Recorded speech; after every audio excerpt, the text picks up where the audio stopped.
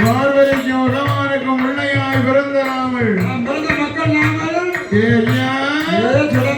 சிவசுடலை வாழா அம்மைக்கும் அப்பனுக்கும் பிள்ளையாய் பிறந்த நாமல் யாருக்கு தெரியாதாமா நம்ம அம்மா பால் குடித்தவானால் உனக்கு அடிவதல் கூட நிறையார் சிறு கூட நிறையார் நம்ம அம்மை வராசக்தி நமக்கு மட்டும்தான் இல்லை உலகத்தில் உண்டான ஜீவன்களுக்கு அத்தனைக்கு அவளே தாய் அதனால் அவள் பால் குடிச்சவானா பசி தீராதடா ஏ மகனே ஏ பாலகா எனக்கு வாய்ந்த சுடலை மகே ஐயா தாய்ப்பால் குடித்தவனால் தலை துவங்கி வளர மாட்டோம் மகிழ் பால் குடிச்சவனா முடி தீருவோமா முடியவே முடியாது ஏ மகனே வளரே கொண்டை பால்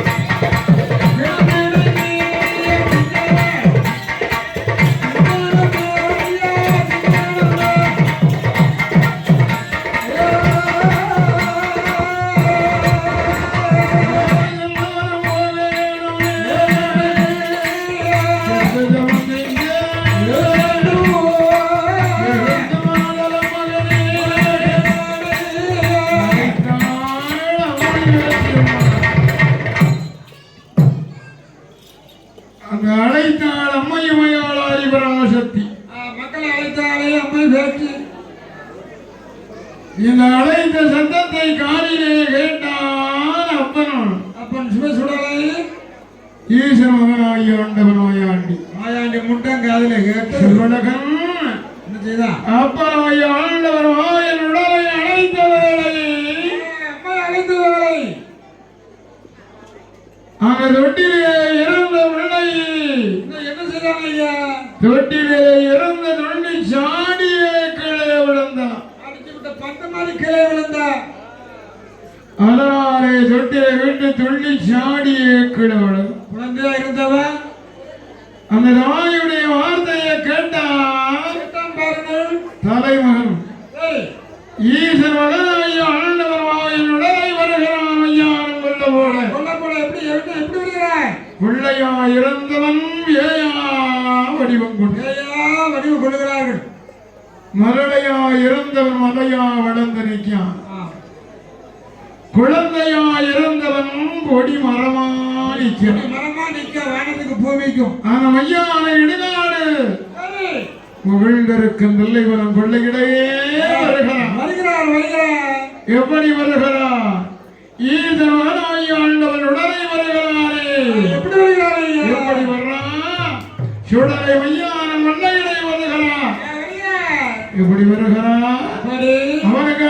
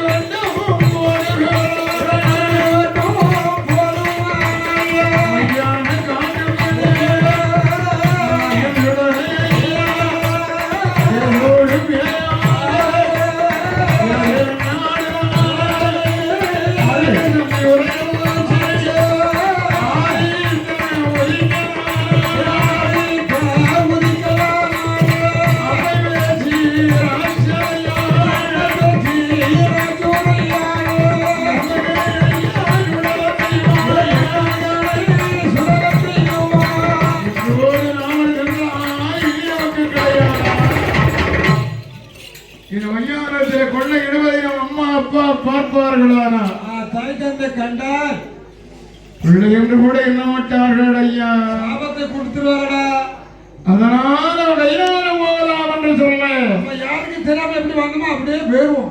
அதனால் சென்ற பிணம் போக மிஞ்சின பெருங்கள் எல்லாம் மேலள்ளி போட்டு கையெழும்பு மேல அள்ளி போட்டு ஈச மகனாய் ஆண்டவன் கைநாடு மாமலை அறியாத பிள்ளையாகவே சவங்களை எல்லாம் கீழே வெடித்து தெரியாத பிள்ளையாக விரித்து மாணிக்க தொட்டிலே படுத்தான். நம்ம கண்ணையும் தூக்கலாம் பிள்ளை அரண சந்தி உதய காலமா ஆரியத்தை ஒழிக்க வேலை சூரியன் தோண்டிட்டான். அம்மா வந்து தொட்டில பார்க்க ஐயா பிள்ளைக்கு என்னாச்சு? தொட்டில பார்த்தா தொட்டில் எப்படி இருக்கிறது? எப்படி இருக்கு? ரத்த மாடை ரணமாடை சமமாடை பிரேரமாடை பிள்ளைகள் வேண்ட போது போக முடியல துருநாத்த அடிச்சு. அதனால அம்மை ஆதி பிராமணத்தை பார்த்தா சிவனிடத்திலே சொன்னாள் ஐயா என்ன நீங்க இருந்த பிள்ளை பிள்ளையா தெரியலை. எப்படி இருக்கான் பிள்ளை? ஏயா பிறந்திருக்கான். ஏயா மையானம் போய் மாமிடத்தை தின்றிருக்கிறான். நம்ம செத்து பிடித்து தின்றிருக்கான் சண்டை. அதனால கைநாடு மாமலை இவன் ஆகாது சுவாமி பிள்ளை எனக்கு வேண்டாம். இந்த பிள்ளை எனக்கு தேவை என்று சொன்னா ஒருவராடு என்று சொல்ல சொல்லுகிறார் அம்மை. அப்படியே நல்லதென்று ஈசன் மகனாய் ஆண்டவனாய் மாயாண்டி அம்மாயாண்டி முன்பதாக வந்து 6 கைநாடு மாமலையிலே 8 நாள் ஊட்டுக்களம் முடக்கிறான் சிவன் கையினால் ஊட்டு பூசை நடத்துகிறான் மகன் இல்லையா? 6 கைநாடு மாமலையிலே மூர்த்தி தலைவனத்திலே 8 நாளா ஊட்டுக்களம் கொடுத்து ஊட்டு பூசை கொடுத்து மக்கள் 8வது நாள் மணி மகடம் அடிக்க செய்து தெய்வக்கணிதனை வரவழைத்து சரி கை வெட்டி நரவலிக்கு ஒப்பாகவே அழகு ரத்தம் ரணபலியும் கொடுத்து மகனே ஐயா இருக்காண்டாண்டா போ அவனை பூலகம் போ பூலகம் போயிடப்பா என்று சொல்ல இயல்பனாக வேண்டிய வரங்கள் எல்லாம் கொடுத்து வரங்களை வாங்கிட்டு அள்ளிவரம் வாங்கி கொண்டு ஈத மகன் எங்கே வருகிறார்? ஆரி மக்கள் என்னும் மக்கத்தூரே மாயன் வள்ளியாளுடைய ஆலயம் ஆலயத்தின் ஒரு நிலையம். அந்த மக்கள் பள்ளியிலே மாணிக்க பள்ளிவாசலிலே வந்து வெப்பைமார் கையினாலே சுடலை அங்கே ஒரு நிலையம் வாங்கினான். நிலையம் வாங்கினான் பாரு. பக்கத்து படி மாணிக்க பள்ளிவாசலிலே நிலையம் வாங்கினதினா வாங்கிய காரணத்தால் கொட்டவணி சுடலை என்ற திருநாமமும் வாங்கி கொண்டு பேர் பெற்று மாயாண்டி இனி இங்கு இருக்கலாகுமா? எங்க போகணும்? இனி நாமல் வந்த உரிமையை நாடறிய வேண்டும் இல்லையா? நாட்டு மக்கள் அறிய வேண்டாமா? நாமல் யார் என்பதை உலக மக்கள் தெரியணும் தெரிய வேண்டும் என்பதாக என்பதாகவே சுடலை வருக. எங்க வருகிறார்? 1008 சிவதனம் 108 திருப்பதிகள் எல்லாம் பார்த்து சுத்தி பார்த்து ஈசன் மகனாய் ஆண்டவர் எங்கே வருகிறார்? வருகிறான் ஐயா. எந்த நாடு நாடி வருகிறான்? நாட்டுக்கு வருகிறான். நாட்டிலேயே உணர்ந்த நாடு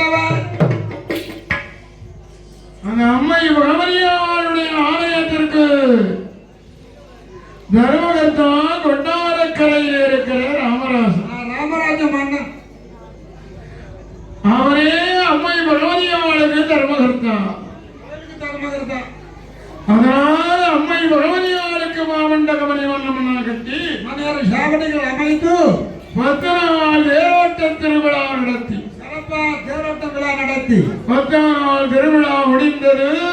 பின்பு பட்டமார் கோத்திமார் எல்லோரும் அம்மை பகவதியாரை சுப்பிரமணியத்திலே சயனமாக அமர வைத்து விட்டு எல்லோரும் அவரவர் அரவணையிலே சென்று ஓய்வெடுக்கிறார்.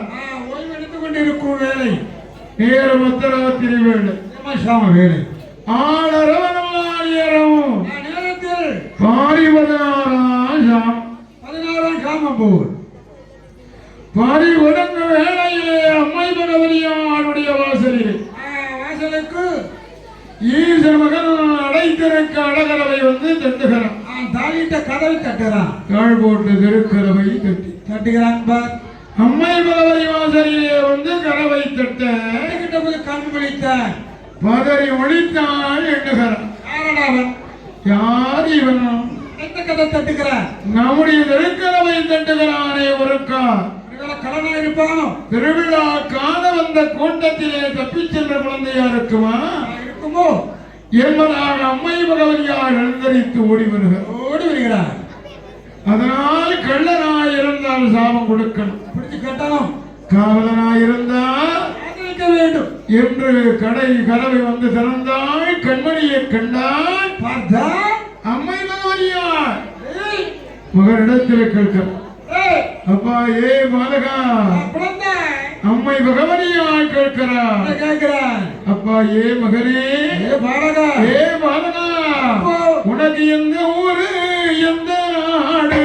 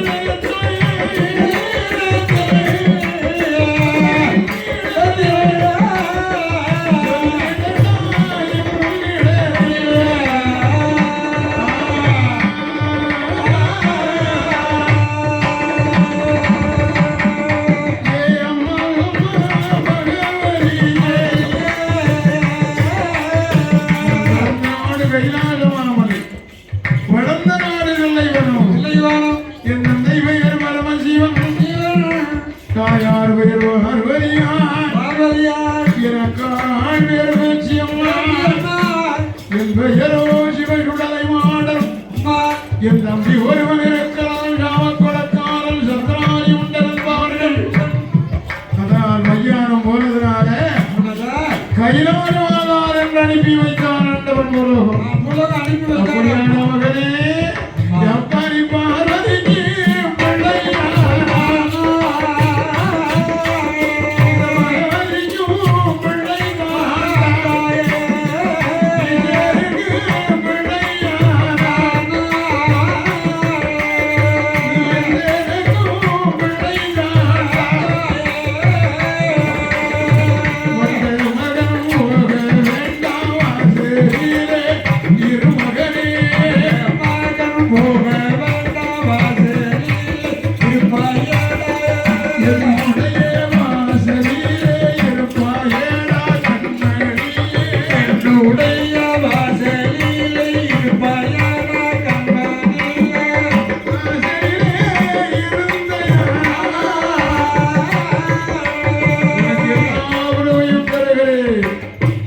என்னுடைய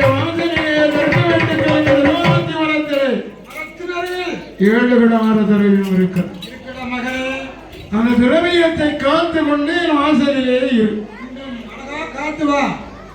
அவளை காத்திருந்தால் உனக்கு 7 நிலையமும் தருகிறேன், ஊட்டு தருகிறேன். தேவ சாமத்தில் ஊட்டுந்தான் சாப்பாடும் தருகிறேன், சயனமும் தருகிறேன். சரி. என் வாசலிலே ஆமா. அம்மை பகவதியால் சொன்ன உடனே அப்படியே நல்லதென்று சரி. 7 கடாரத்தில் நிறையமிடுகிறார். ஈரச்சோலைவன் நிறையமிடுகிறார். அதனாலே பகவதிக்கு முதல் பூஜை என்றால் உடலுக்கு 2ஆம் பூஜை. சரி, ரெண்டாவது பூஜை எடு. பகவதிக்கு முதல் மாதம் தான் உடலுக்கு 2வது மாதம். பஜரி தலக சாரம் வரும்படப்பா போடுகிறார். ஆமா, பருப்பு சாம்பார் வச்சு பருப்பு படப்பு. இல்லையா? பச்சரி தலக சாரம் வரும்படப்பா போட்டு. நல்ல அழகா அப்பளம் உளுந்து வடையும். இது பிடிக்குமா? பிடிக்காது. அதனால அம்மா சைவம், நம்ம அசைவம். நான் விட அசைவம். நமக்கு ஏதாவது அம்மாட்ட போய் நம்மளுக்கு அசைவ சாப்பாடு வேணும்னு கேட்டா அம்மா தரமாட்டேன். மீன் வந்து கருவாடு வந்து கேட்க முடியுமா? அதனாலே காவலிலே இறந்தவர் எங்கே வருகிறார்? இல்லையே. அந்த ஆதிச்சங்கரலூர் குண்டலூர் மையானத்திலே வந்து கொள்ளை போடுகிறார். மையான கொள்ளை.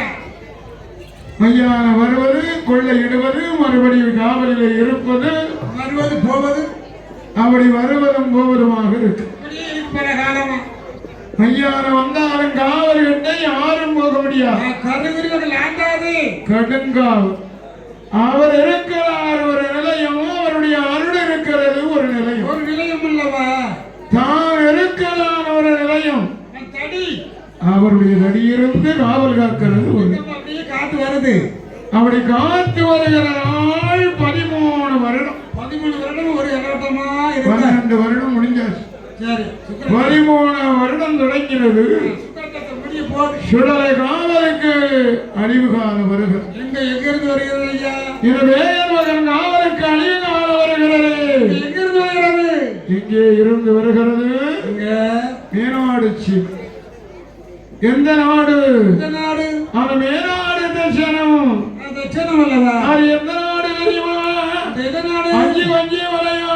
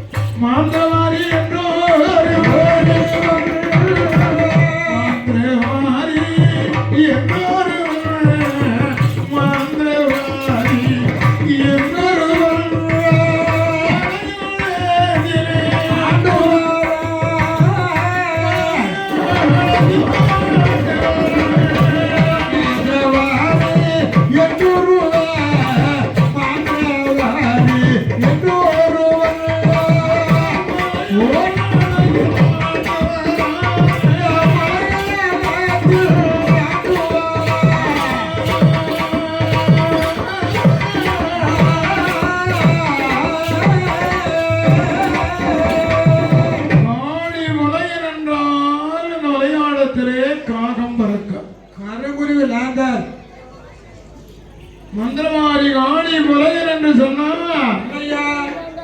காகம் வரக்காரு கருகுருவி கிட்ட வந்தார்.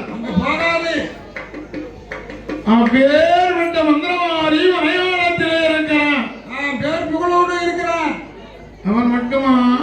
வேற யாரல்ல? அவனுடைய அருமை மகள், ஒத்தைக்கு ஒரு மகள், தாய்க்கு தலை மகள், ஆசை மகள், அன்பு மகள், அருந்தவத்தினால் பிறந்த பிள்ளை. துளசி காந்த கருப்புல மாறி ஒத்தைக்கு ஒரே மகள் பிள்ளை. அருந்தவத்தினாலே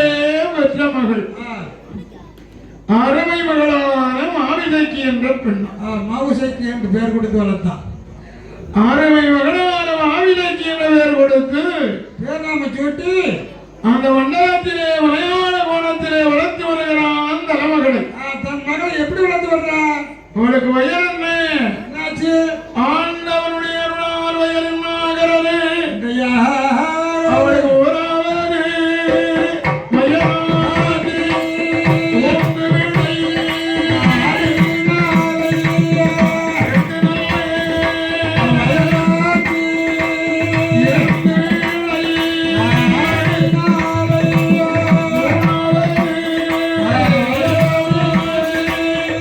முடியலைக்கு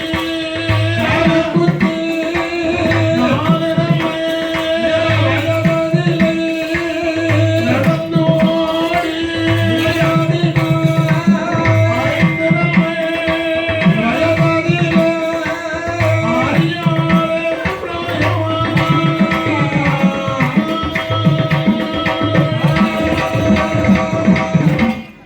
மகளுக்கு வயது 5. அறியாத பிராயம்.